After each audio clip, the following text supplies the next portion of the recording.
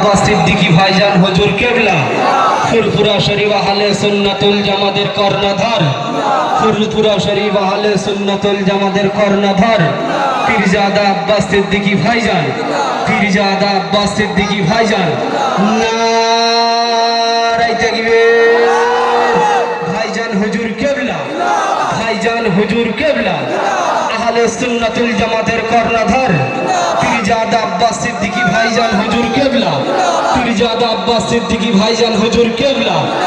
না